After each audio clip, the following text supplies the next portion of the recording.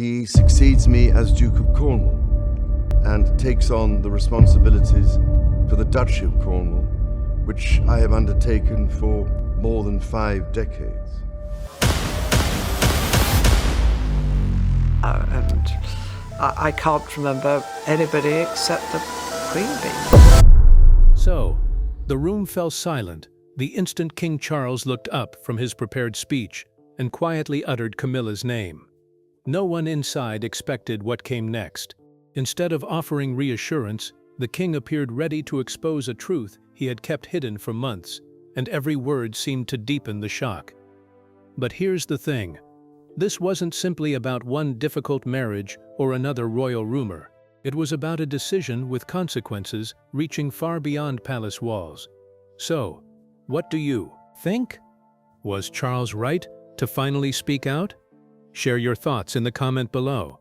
Don't forget to like, share, and subscribe to our channel, because this story is only beginning.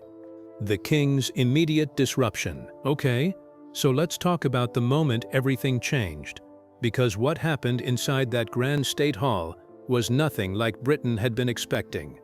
The cameras were already rolling, dignitaries had taken their seats, and every headline prepared in advance assumed this would be another carefully managed royal appearance. King Charles walked toward the podium with the same measured confidence people had come to recognize over the years. His advisors stood nearby, convinced every sentence had already been approved. Then something happened that nobody inside the room had planned for.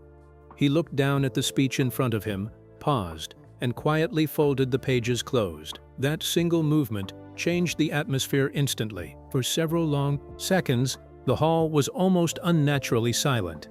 Even the photographers seemed hesitant to press their shutters.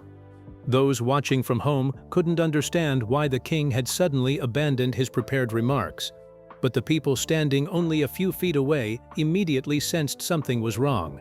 They had attended enough royal events to recognize when protocol was being followed and when it was quietly falling apart. And this is where it gets interesting. Instead of reading the carefully written statement prepared by palace officials, King Charles slowly lifted his eyes toward the audience. His expression wasn't angry. It wasn't triumphant either. If anything, it carried the weight of someone who had spent months wrestling with a decision he could no longer postpone. Then he finally spoke the one name everyone had been waiting to hear: Queen Camilla. The room didn't react with gasps or whispers. It reacted with complete stillness. Sometimes silence says more than noise ever could. Everyone understood that mentioning Queen Camilla wasn't unusual. The way he mentioned her was. His voice carried an honesty that hadn't been heard in months, almost as though he had stopped speaking as a monarch and started speaking simply as a husband carrying an impossible burden. What nobody realized was that this wasn't the speech palace officials had spent days rehearsing. Somewhere between leaving his private office and stepping onto that stage, King Charles had made a choice that overturned weeks of careful planning. Every advisor seated behind him recognized it immediately. Some exchanged nervous glances, others stared straight ahead, pretending nothing had changed. But inside the palace, everyone knew the consequences of abandoning an official address in real time. Then came the sentence that transformed uneasy curiosity into genuine concern. King Charles admitted he had remained silent for far longer than he should have. Not because he lacked answers, and not because the rumors were entirely false. According to him, his silence had been deliberate. He believed protecting Queen Camilla from relentless public scrutiny had been the right thing to do. But protecting someone, he admitted, can sometimes allow misunderstandings to grow until they become impossible to control. You could almost feel the tension spreading across the room. Commentators waiting to summarize another routine royal speech suddenly found themselves rewriting every headline they had prepared. Palace staff, who had expected a predictable afternoon, realized they were witnessing something far more personal than ceremonial duty. Even those who had defended months of royal silence now wondered whether this unexpected confession had arrived far too late. But the biggest shock wasn't that King Charles had finally spoken. It was the growing realization that his silence had never been the real story. The real story was what had happened during those missing months and why revealing it now could change everything. Everything pointed outward, while the real answers stayed hidden. Who quietly influenced every delayed decision? Why did trusted insiders suddenly change their behavior? What discovery will expose the truth everyone completely overlooked before everything changes forever? And who will pay the price? Stay tuned. Hidden palace tensions. The more people replayed King Charles' unexpected confession, the more one question refused to disappear. If he had carried this burden for months, what exactly had been happening behind palace walls while the public saw nothing unusual?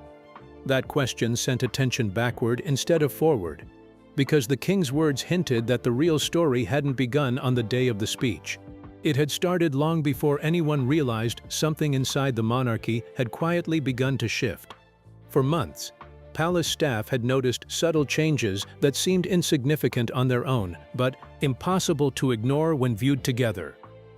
Weekly planning meetings were suddenly postponed without explanation. Engagement calendars that had once been finalized weeks in advance were repeatedly rewritten overnight. Advisors who normally answered questions immediately began responding with the same careful phrase, "No decision has been reached." It sounded harmless enough, yet those inside the institution understood it usually meant difficult conversations were happening somewhere they weren't allowed to see. Meanwhile, King Charles's behavior became noticeably different. Invitations for exclusive interviews quietly disappeared from his diary. Public appearances remained carefully choreographed, but he stopped taking unscripted questions altogether. Even veteran royal correspondents remarked that the king appeared more guarded than usual, speaking with precision while revealing almost nothing beyond official duties. To the public, it looked like discipline. Inside the palace, however, it looked like someone deliberately protecting a secret that was growing harder to contain. Queen Camilla's position also began changing in ways few outsiders immediately recognized. She still attended important events, smiled for photographers, and carried out ceremonial responsibilities with the same composure people expected. Yet behind the scenes, several planning discussions proceeded without her involvement. Briefings she would once have received first were now reaching her much later. Some meetings were quietly rescheduled to times she could not attend. None of these changes were dramatic enough to trigger headlines, but together they painted a picture of someone gradually standing farther from the center of key decisions. Rumors naturally filled the silence. Commentators blamed everything from political disagreements to health concerns. Others insisted there must be tension between senior members of the royal family. Every theory gained traction because the palace refused to confirm or deny anything. Ironically, the longer officials stayed silent, the louder speculation became. People assumed the institution was protecting itself from outside criticism, never considering that the greatest challenge might already exist within its own walls. Then an unexpected detail surfaced among senior household staff. Weeks before King Charles's speech, a confidential meeting had been added to the royal calendar under an unusually vague description before disappearing entirely less than an hour later. No official explanation followed. No press notice acknowledged it had ever existed.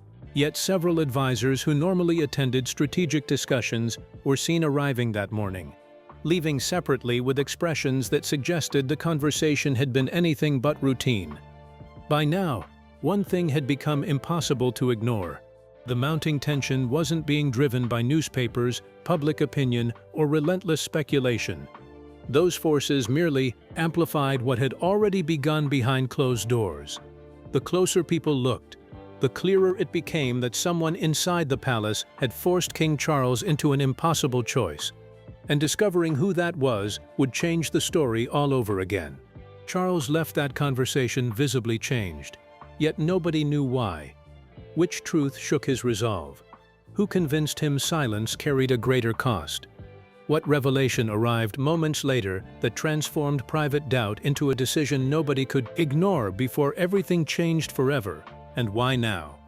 Keep watching The Emotional Turning Point. By sunrise, The confidential report had become impossible for King Charles to ignore. It contained no dramatic accusations or sensational claims. Instead, it revealed a timeline of internal decisions, private recommendations, and communications that challenged the explanation he had previously accepted. The document suggested that the palace's silence was not protecting Queen Camilla from controversy as intended. Rather, the lack of transparency was creating deeper public uncertainty and weakening confidence in the institution. The first major revelation was that senior advisors had disagreed about the strategy presented to Charles. Some believed remaining silent would allow speculation to disappear naturally, while others warned that unanswered questions would encourage more rumors and distrust. Those opposing views never reached Charles clearly. Within the palace's communication system, disagreements appeared to have been softened until they sounded like one unified recommendation. This discovery changed everything. Charles no longer focused only on whether the palace had handled the situation correctly. He began questioning whether he had received the full truth before making decisions. A monarch can only act effectively when information is complete and honest. If important disagreements were filtered away before reaching him, then months of planning had been based on an incomplete understanding of reality. Later, Charles met privately with William and Anne to discuss the growing concerns. The atmosphere was calm but serious. William argued that the monarchy could survive criticism if it remained transparent, while prolonged uncertainty created greater danger. Trust, he explained, rarely disappears instantly. It weakens gradually through unanswered questions and unclear communication. Anne agreed that stability was essential, but she believed true stability could not depend on avoiding difficult conversations. Neither blamed Camilla or suggested she alone caused the situation. Instead, they focused on the consequences of confusion and secrecy. The issue was no longer about protecting one person from criticism. It had become a question of whether continued silence was protecting anyone at all. As the meeting ended, Charles looked at the prepared speech waiting on the table. It had been designed to reassure the nation without revealing major details. After reading the report and hearing his family's concerns, the words felt incomplete. Following the original plan would maintain the appearance of control, but it would also ignore the reality he had finally discovered. Charles understood that the decision ahead was not simply about reputation. It was about choosing between preserving silence and rebuilding trust. Now everything suddenly pointed in another direction as hidden realities emerged. Who had misunderstood the situation all along? Which private disagreement threatened to reshape the monarchy's future? Why would Charles abandon the speech everyone expected and prepare something entirely different instead? Stay glued. Major revelation that shifts the story. By sunrise, the confidential report had become impossible for King Charles to ignore. It was not filled with dramatic accusations or sensational claims. Instead, it contained a timeline of internal decisions, private recommendations, and communications that slowly challenged the explanation he had accepted. The document suggested that the palace's silence was not protecting Queen Camilla from controversy as intended. Rather, the lack of transparency was creating deeper public uncertainty and weakening confidence in the institution. The first major revelation was that senior advisors had disagreed about the strategy presented to him. Some believed remaining silent would allow speculation to disappear naturally, while others warned that unanswered questions would only encourage more rumors and distrust. Those opposing views never reached Charles clearly.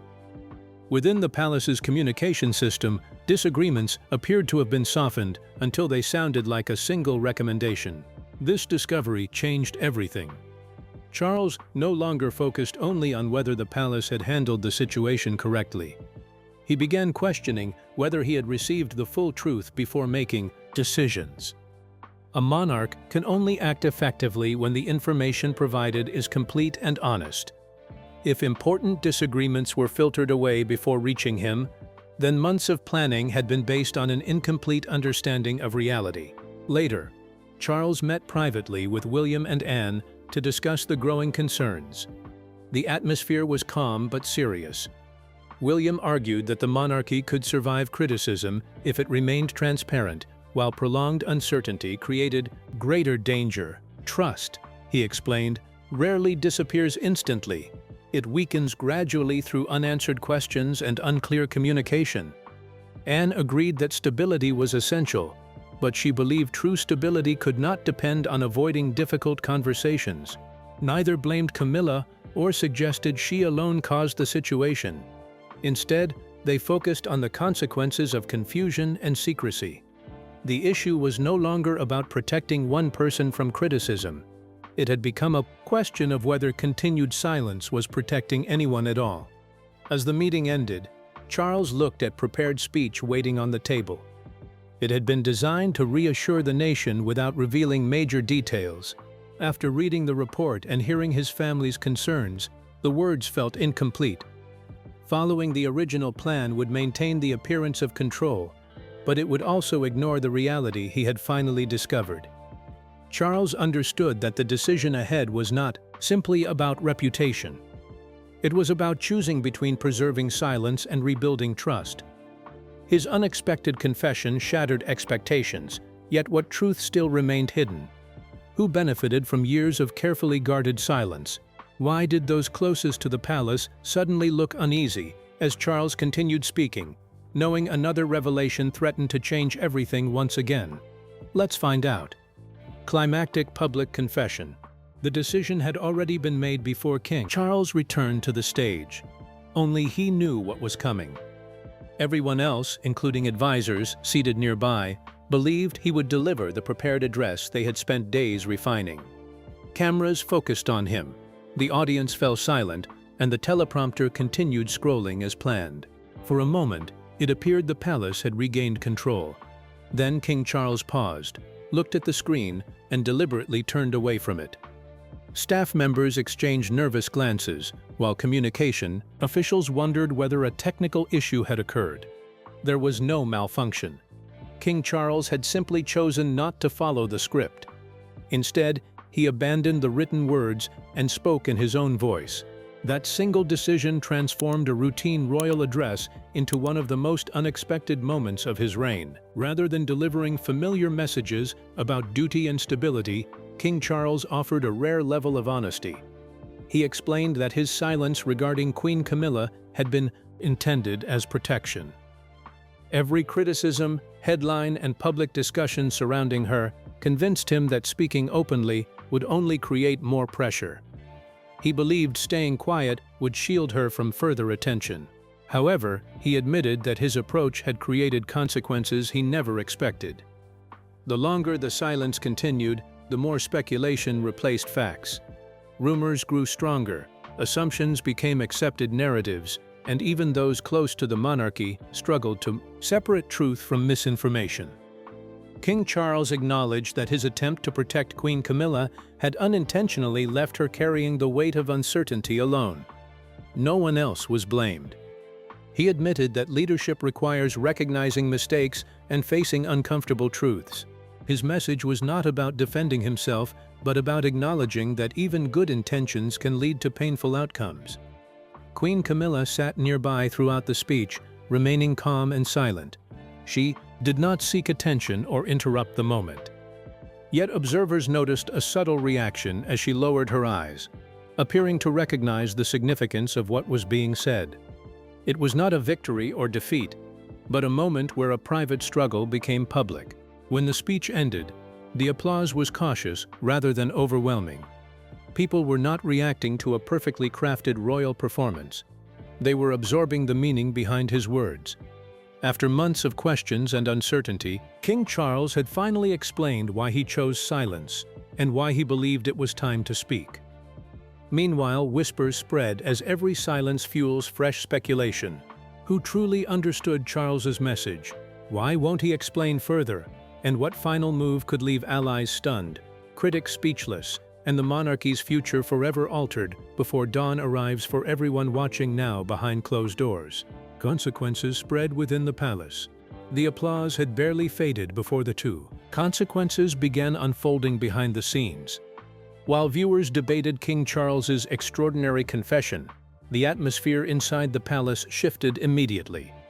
Advisors who had spent months controlling every public message suddenly faced a situation they never expected.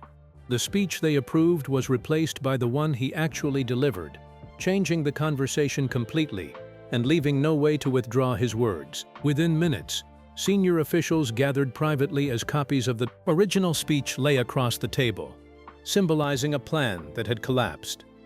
Some believed King Charles restored credibility through honesty, while others argued he created deeper uncertainty by admitting the palace had remained silent for too long.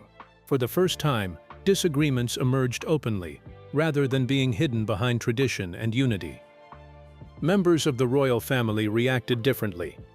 William focused on rebuilding public confidence in the monarchy, believing trust would need to be restored through careful decisions. Anne respected Charles's acceptance of responsibility, but questioned whether such a personal confession would invite further scrutiny. Both views reflected the difficult balance between protecting tradition and responding to demands for greater transparency. Queen Camilla found herself at the center of renewed attention. King Charles' words confirmed that months of silence were connected to protecting her, ending much speculation but creating new questions.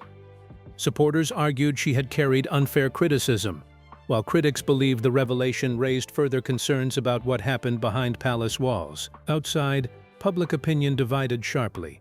Some praised Charles for showing humility and choosing honesty over appearances. Others believed the confession arrived too late, arguing that trust could not be restored with a single speech. The decision sparked debates across television, newspapers, and online platforms, showing that the king's words had solved little. Journalists demanded answers about the confidential report and those involved, but the palace issued only a brief statement saying no further comments would be made. Charles declined additional interviews, choosing to break his silence only once. His refusal left supporters and critics questioning what would happen next. The mystery surrounding the confession only grew as public attention remained fixed on the monarchy's future. Behind closed doors, advisors continued examining the impact of the king's decision and the challenges ahead. Many wondered whether this moment would become a turning point for the royal family or another chapter in a long struggle between secrecy and openness that would define its legacy. One revelation remains hidden, another decision waits unseen, and every quiet confession carries unexpected consequences. Who still knows the complete truth? Which promise was never fulfilled? Could one final choice rewrite the monarchy's future forever despite everything already lost today for everyone involved now? Emotional resolution and lasting legacy. The silence that followed King Charles's refusal to answer any more questions proved as powerful as the speech itself. Reporters waited outside the palace gates for days, hoping he would appear again with another statement or interview to explain everything left unsaid. None came. Instead, the palace resumed its familiar rhythm of ceremonies, meetings, and official duties. On the surface, life appeared to move forward. Behind the historic walls, however, everyone sensed that something fundamental had changed, and there was no returning to the way things had been. Several evenings later, after the cameras had disappeared, King Charles quietly asked Queen Camilla to meet him in a private drawing room.